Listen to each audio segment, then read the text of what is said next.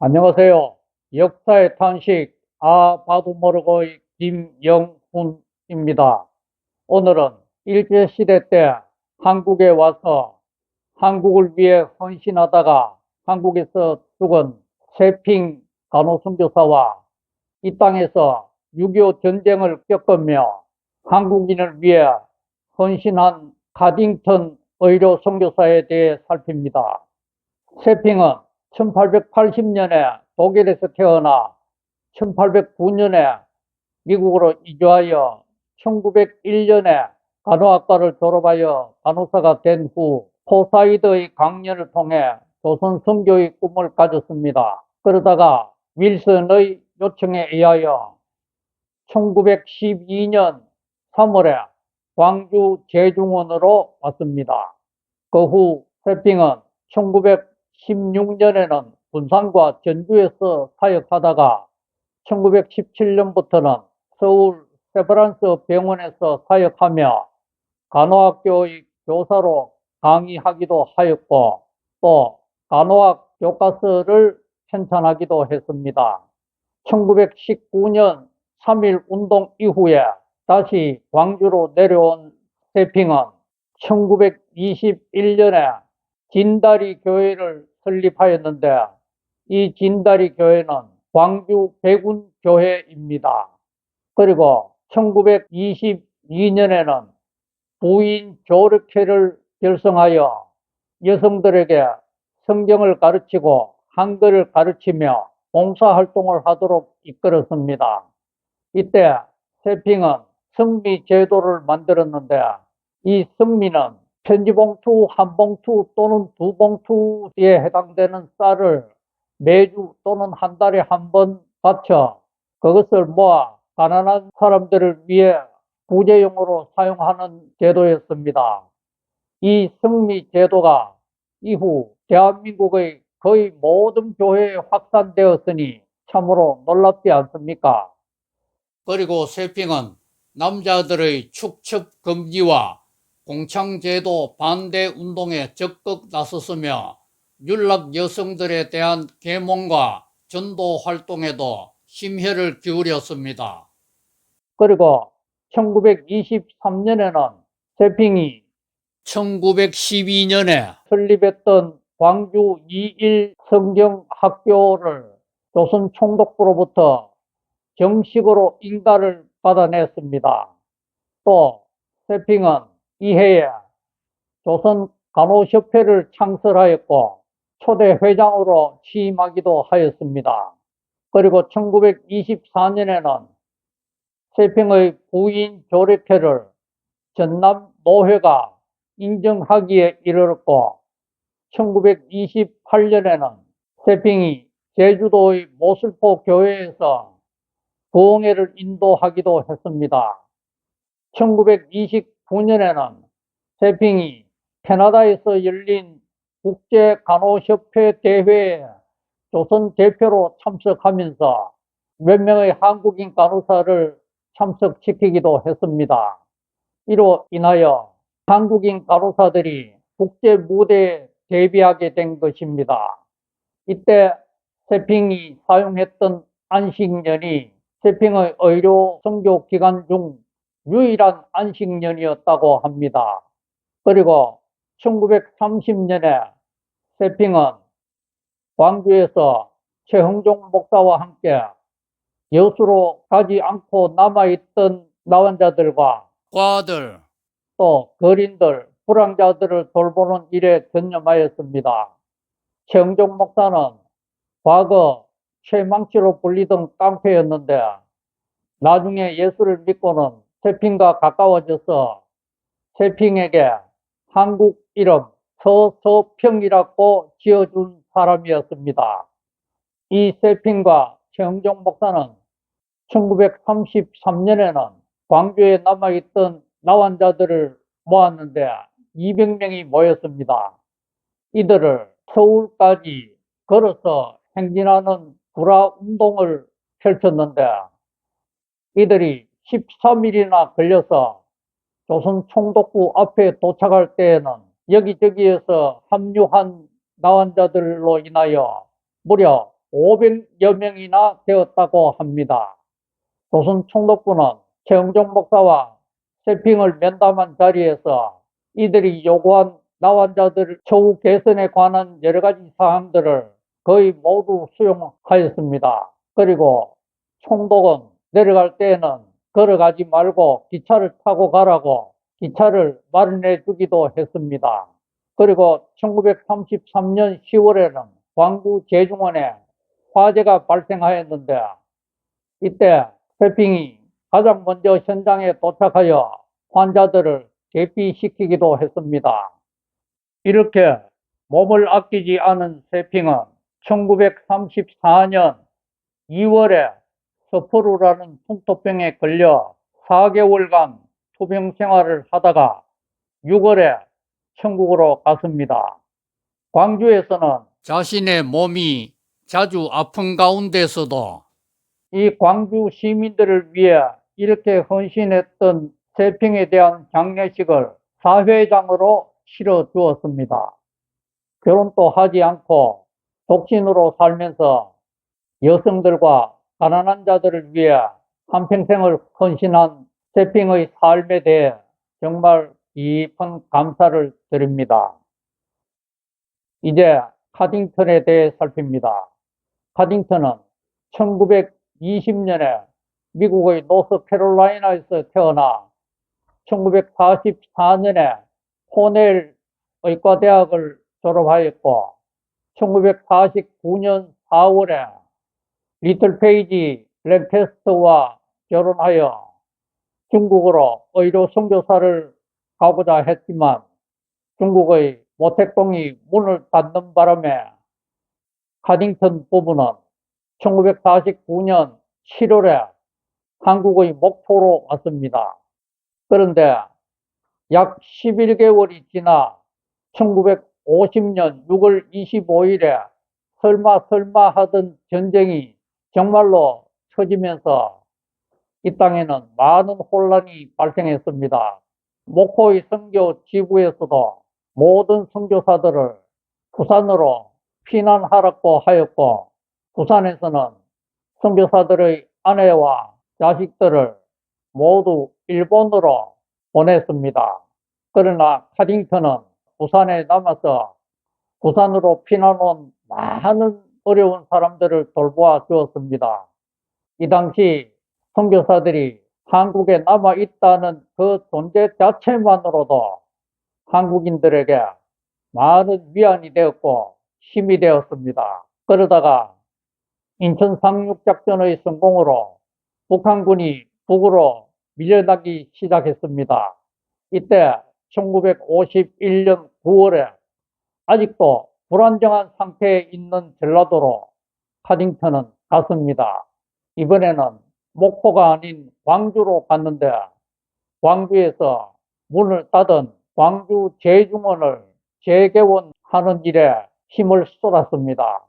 제중원 문을 열면서 카딩턴은 전쟁 고아들과 거린들, 불황자들을 돌보는 일에도 심혈을 기울였습니다. 이렇게 가난하고 힘없는 불쌍한 자들을 돌아보는 가운데 카딩턴은 결핵 환자들의 어려운 처지를 외면할 수가 없었습니다. 그래서 그 전쟁의 와중에도 미군과 유엔군 그리고 미국 선교본부와 미국 교회의 도움을 받아서 결핵 환자 요양소를 건립하게 되었습니다. 이 요양소는 1952년에 60명이 입원할 수 있는 규모로 건립되었는데 얼마 안 가서 60명이 다 차게 되었습니다. 그런데 이 중에 3분의 2가 무료 환자였습니다. 유료 환자로 입원을 했지만 나중에는 무료 환자가 되는 경우가 많았습니다. 그리고 카딩턴은 입원실은 한정되어 있는데 더 시급한 결핵 환자들을 입원시키기 위해서 어느 정도 호전되어 집에서 요양이 가능한 환자들은 퇴원시키려고 했습니다. 그러나 환자들은 퇴원을 원치 않아서 자기 집에는 방이 하나밖에 없다고 거짓말하는 경우도 많았습니다. 그래서 카딩턴과 병원의 직원들은 환자들의 집을 방문하여 이 환자가 집에서 요양이 가능한지 아닌지를 조사해야 되는 경우도 많이 발생하였습니다. 이런 가운데 퇴원을 한 환자 가운데에서는 결핵 환자들의 식사 배급을 담당하는 일을 하거나 또 병원 사무실에서 일을 하는 등 병원의 직원으로 고용되어 일을 하게 되는 경우가 점점점 늘어났습니다. 이런 자리는 한정되어 있는데 이 자리를 원하는 분들은 많아서 카딩턴은 참으로 곤혹스러웠습니다.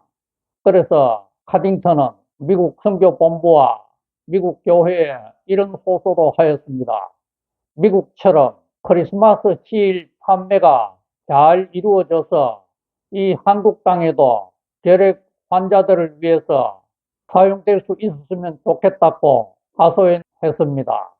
그런데 사실 크리스마스 시일은 우리 한국에서도 셰우드 홀 의료 선교사에 의해 1932년에 처음으로 크리스마스 시일이 발매되어 결핵 퇴치 자금으로 활용되었습니다. 그 후 해마다 크리스마스 시일은 계속 발매되었습니다.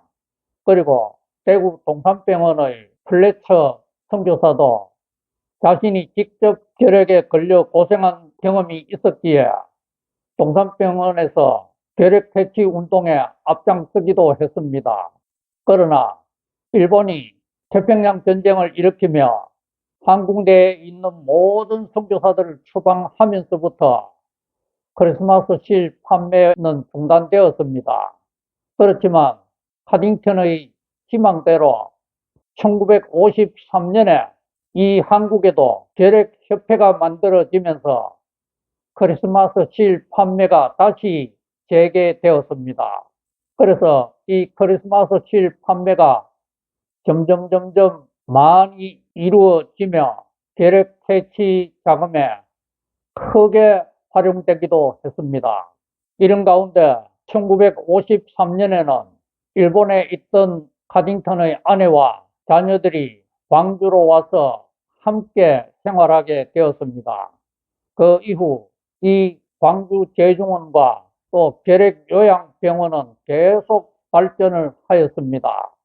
그래서 결핵요양병원의 입원 정원은 200명을 수용할 수 있을 정도로 확장되었습니다. 카딩턴은 외부와 협조하여 전남대학교 의과대학교 의대생들을 실습생으로 받아들였습니다. 이들이 결핵 퇴치 운동에 관심을 가져주길 카딩턴은 간절히 소망했습니다. 또 전주 예수병원에서는 매달 인턴 의사를 광주 재중원에 파견하여 서로 협력 관계를 유지하기도 했습니다.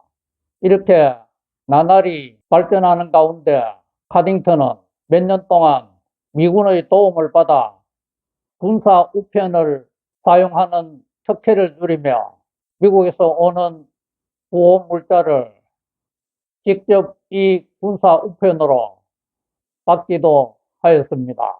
카딩턴은 결핵 환자들이 병상에서 뭔가 간단하게 만들 수 있는 수공예 도구와 그리고 사파가 많이 들어있는 잡지를 요청하여 군사 우편으로 받았는데 이것들은 결핵 환자들의 생활에 큰 도움이 되었다고 합니다. 이렇게 발전해 가는 가운데 1967년에 드디어 이 광주 제중병원에서 남아메리카의 북부지방에 있는 영국령 땅인 기아나에 의료 선교사로 가겠다고 하는 의사가 나타났습니다.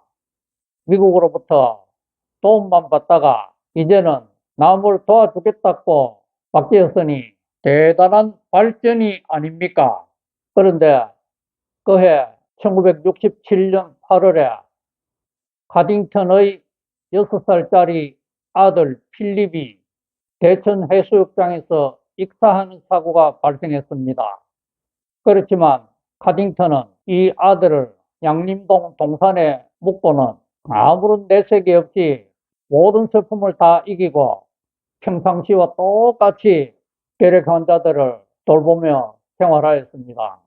카딩턴은 1951년부터 1966년까지 광주 제중병원의 원장을 맡았었는데 1967년부터는 결핵 과장을 맡아 결핵 환자들을 돌보는 일에만 전념할 수가 있었습니다.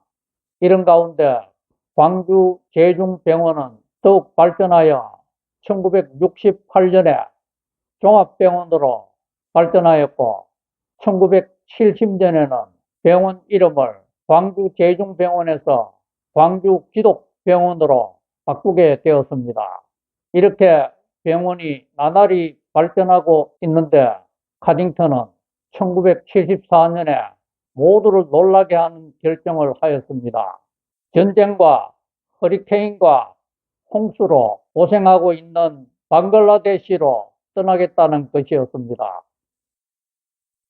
나날이 발전하는 한국에서 이 광주 기독병원도 이만큼 발전했으니 이 광주보다는 방글라데시가 자신을 더 필요로 한다는 것이었습니다. 25년간 한국에서 헌신했던 카딩턴은 광주를 떠나 1974년부터 1999년까지 25년간 방글라데시를 위해 헌신했습니다. 그러다가 2003년에 83세의 나이로 천국으로 갔습니다. 이 카딩턴을 기념하는 예배 자리에서 카딩턴의 아들은 아버지에 대해 이렇게 회상을 했습니다. 아버지는 하나님께서 주신 특별한 선물, 즉 긍휼의 마음을 누구보다도 더 잘 활용하며 살았습니다. 그리고 아버지는 월급을 받으면 반을 뚝 잘라 어머니에게 주면서 생활비로 쓰라고 하였고 나머지 반은 가난한 자들을 위해 사용하셨습니다. 카딩턴의 아들 중에는 이 카딩턴처럼 남을 불쌍히 여기는 마음을 가지고 있어서 북한에 대한 긍휼의 마음을 가진 자가 있습니다. 이 아들은 북한에 어떻게 하면 성경을 전하고 어떻게 하면 하나님의 사랑을 전할까를 연구하며 기회를 찾고 있습니다. 또 카딩턴과 함께 했던 의사 중에 한 분은 이런 회상을 했습니다. 전쟁 구호 물자를 받아 가난한 사람들에게 나누어 줄 때 카딩턴은 아낌없이 나누어 주었습니다. 이 모습을 보고 어떤 분이 그렇게 나누어 주면 내일 나누어 줄 것이 없습니다라고 말하자 카딩턴은 내일 일은 내일 걱정합시다 라면서 그날 가지고 온 모든 구호 물품을 가난한 자들에게 다 나누어 주었다고 했습니다. 긍휼의 마음으로 헌신한 이 나라가 이렇게 발전하여 이제 흐뭇한 마음으로 더 열심히 일할 수 있었을 터인데도 자신의 긍휼을 더 필요로 한 방글라데시로 미련 없이 떠난 카딩턴, 그의 긍휼의 마음에 정말 놀랍고 깊은 감사를 드립니다. 이런 분을 이 한국에 보내주신 하나님에게 정말 감사를 드립니다. 이제 다음 주부터는 임진왜란 이후 일본이 조선보다 앞서갔던 몇 가지 사항들을 중심으로 살피며 생각해보는 시간을 갖도록 하겠습니다. 감사합니다. 하나님 복 많이 누리세요.